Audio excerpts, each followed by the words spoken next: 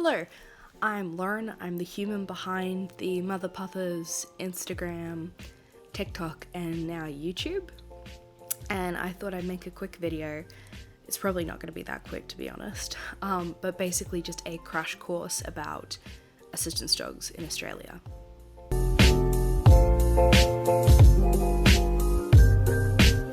I'd like to start this off by saying two disclaimers. One, I have COVID at the moment, so if you hear any sniffling or coughing or my throat, bums out mid-recording, I apologize. And the second one is that all the information gathered is from the internet and trainers and other people associated with the assistance dog community, and all of it is my interpretation based off of the information that I've gathered from these people and these sources. I will try and be as unbiased as possible. So essentially I'm going to try and answer some questions in a little bit of detail, and if you guys would like me to answer more questions or want me to go into more detail about certain things, please just DM me or comment and let me know. And if you hate this video, I apologize, I'm trying my best. So, first question. What is the DDA and what is the definition of an assistance dog? I'd like to also say that I'm gonna say assistance dog because I have an assistance dog and I only know really about assistance dogs. But in Australia, any animal, I believe, can be an assistance animal. So I've seen cats, I've seen birds, I think someone had a rat or like a ferret or something. But for the sake of this video and being less confusing, I will say assistance dog, so I apologize for that. What is the DDA and what is the definition of an assistance dog? The DDA is the Disability Discrimination Act of 1992, and in section 9 is where it sets out the legal definition of an assistance dog. So it's split up into 3 different sections, A, B, and C. Section A is accredited under a state or territory law to assist a person with a disability to alleviate the effects of that disability. So this is basically where we would see things like GHAD and the South Australia Cat and Dog Management Board, where they would be fitting into the DDA. A big question, which I will address later, is does federal law trump state law? And the answer to that is no, it's not that simple, but I will talk about that a little bit later rather than go into it right now. The second subsection is B, which is accredited by an animal training organization prescribed in the regulations. And this, from my understanding, is basically any organization that has trainers on board and that has the appropriate facilities and staff and, people to run an organization. I'm not going to talk too much about organizations in this video because I'm trying to be as unbiased as possible. But there are a fair few in Australia, and I'm happy to, put out a list if that's something people want.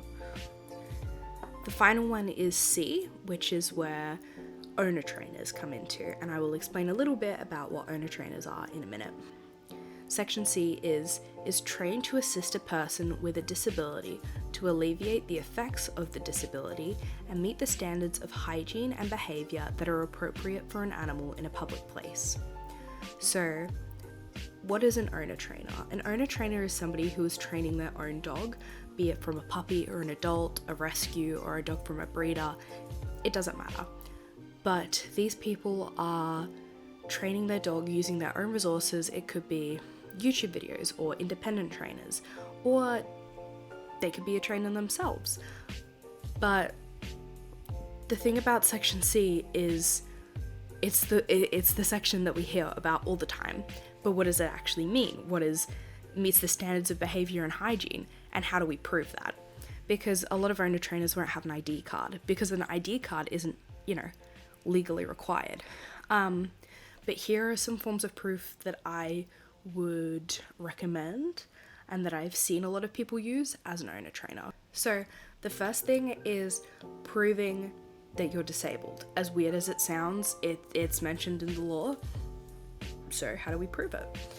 The simplest way is to get a letter from your GP or a psychologist, psychiatrist, any sort of medical physician that knows you well enough to write a letter saying that you meet the definition of a disability under the DDA. I won't read out the definition because it is so long, but I will copy and paste the DDA in the description of the video, but it's like 12 different things. So basically just a letter saying person has a disability under the DDA. But that's basically tick. Are you disabled? Yep, doctor says so. The second would be proof of vaccinations. So in order to meet the standards of hygiene, your dog needs to be fully vaccinated and it needs to be toilet trained and things like that. So a vet letter saying, yes, this dog has no behavior issues, no anxiety, is toilet trained, is suitable to be an assistance dog, and is fully vaccinated with proof of vaccination and any sort of worming if it's, done through the vet. That is how you prove standard of hygiene from what I've seen. And then the next is standard of behavior. And again, that comes into the vet form or vet letter where they basically say, yeah, this dog has no behavioral issues that they can see. The other things that are really good to have are training logs. So these are basically little forms that you make yourself that just say, we went training in Pet Barn today and we did this many hours and this was how my dog responded. There's a few templates on Etsy that are really good for figuring out how to write out training logs. But training logs they're really good proof because they show your progression as a team, from pet friendly to non-pet friendly. The other thing in terms of training is any sort of reports that you have from a trainer. So if you've worked with an independent trainer or a past organization even, and you're allowed to use their resources, great, get a letter that says, hey, this dog's trained, I trained this dog. From an independent trainer, that's usually in the form of a letter that's just like, I have assessed this dog, they have no behavioral issues, they're suitable to be an assistance dog. But that's really all that I can think of off the top of my head. If you can think of anything else, please comment it. So, this is a little bit where we start to get into the realm of my interpretation versus what's like actually legally there. Because it's the question of what does in training mean? And the reason why this is so tricky is because in training is not mentioned in federal law. The word specifically in training, not there. I read the definition before, they don't talk about it. So my interpretation is your dog is either an assistance dog or it's not an assistance dog. Your dog either has public access rights or it doesn't. So if your dog meets the definition of an assistance dog, it can go into public. If it doesn't, it's a pet. But in training is more of a personal label. So when I started doing public access with Honey, who's my assistance dog, I said that she was in training, but I said that to me and to my friends. I didn't say it to, staff that I had to prove that she was an assistance dog too, because legally she is seen as an assistance dog. But personally, because she'd only just started, even though she met that definition, I said she was in training. But technically, your dog is not legally in training, it's just what you call it. But it either meets the definition and can go places, or it doesn't and needs to do training in pet-friendly places before going to non-pet-friendly places. Does my dog need a public access test to go into public? The amount of misinformation around this is astonishing, because again, the same with in training, similarly, it's not mentioned in federal law specifically anywhere, a public access test. it is just proof that your dog's an assistance dog. It's not the be all and end all. It's not the only proof that you can have that your dog is an assistance dog. It's a form of proof. It's a good form of proof, but it's not the only one. A public access test is a test done by a qualified and experienced dog trainer.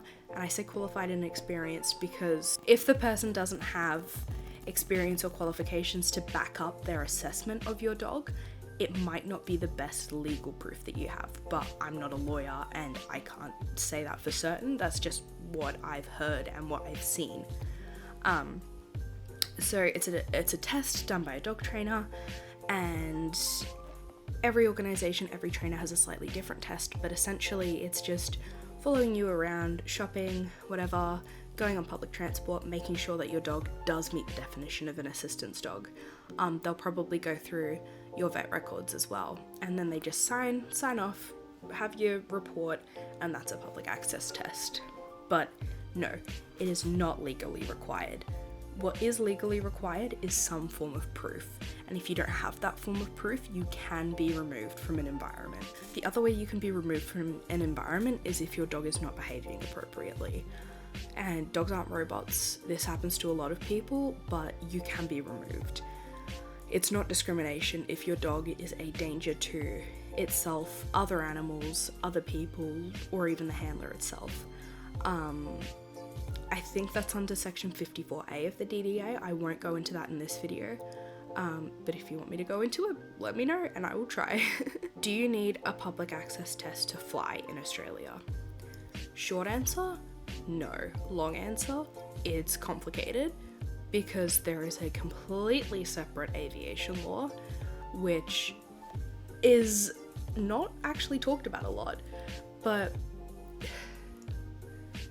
I think in the aviation law it does specifically mention a public access test or a qualifying organisation, but the thing is, it's the individual companies, the airlines, that are deciding whether or not your dog gets on a plane, and it's an extremely complicated issue.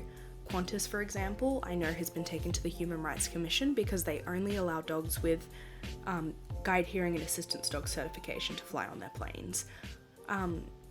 Companies like Virgin and Jetstar, usually fine if your dog doesn't have the public access test. You just need to provide proof, and a lot of the time it's more proof than you would need to provide to like a security guard at a Westfield. Now, going back to what I was talking about before, does the DDA trump or overrule state legislation? So I know a few different states in Australia have state legislation, but the one that I know best is GHAD. So I'll just refer to GHAD as the state law.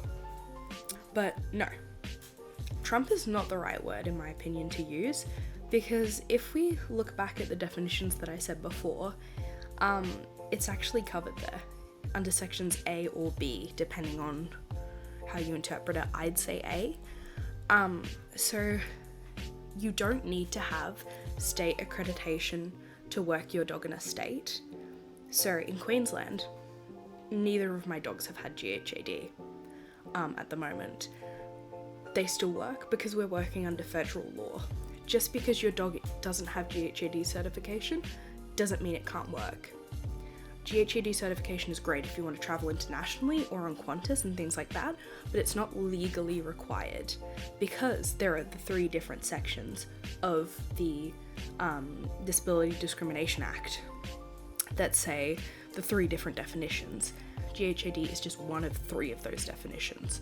So it's not legally required, and there's a lot of discrimination around it, especially in Queensland, of businesses saying, you can't come in here, you don't have the blue patch, you don't have your GHAD card.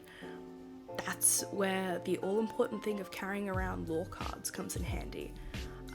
Again, can probably buy these online. I have a few. They're basically cards that say, this is the definition of the DDA, that you can give to businesses to educate them when you have an access issue or when they have questions. They're really, really, really helpful and a great resource. One thing that I will mention, not in this video, but I'm happy to do another one, is the minimum standards for an assistance dog. I won't mention it in this one just because I want this to be as quick as possible, but basically, what is the definition of an assistance dog at a minimum? For example, what does their behavior need to look like? What do they need to be doing in public? That sort of thing. I will do that in a separate video probably if, people actually watch this. The other thing that I think would be helpful for me to talk about, or for anyone to talk about, would be tasks. So behaviours that a dog is taught to alleviate the effects of your disability. We don't use the word task in legislation here, and it's a little bit controversial because there are certain people that don't believe that dogs need to be task trained in Australia. But from my understanding and from information that I have seen in federal law cases, alleviate the effects of a disability, trained to alleviate the effects of a disability, is very similar to what the US calls task training, which is where a dog is trained in a behavior or an action that alleviates the effects of your disability. I will try not to say that again because it's getting repetitive. So for example, if you have panic attacks, anxiety alert, that's a task. It's a behavior trained to alleviate the effects of a disability, and I just said that I wasn't going to say that again, and I apologize for breaking my promise. But to save you guys, I won't talk about that in this video, but if you think it would be helpful for there to be a video about different tasks for different disabilities, I'm more than happy to go into that, because there is a plethora of different things you can teach your dog, even if they're not an assistance dog, to help you with your disability. And getting a new diagnosis and trying to figure out how your assistance dog can help is really tricky. So I'll compile a list or something and, I don't know, put it on Facebook or make a video about it to try and help. Partially why I made this video, to try and explain some things, and I hope that I've done that. If I've been helpful, I'm glad I've been helpful. If I haven't, I'm sorry, I tried. But yeah, if you want to see any more videos or ask me any questions, comment or message me on Instagram. I won't bite, I promise. And if you want to see my dogs, follow them on Instagram and TikTok at mother_papas. Thank you.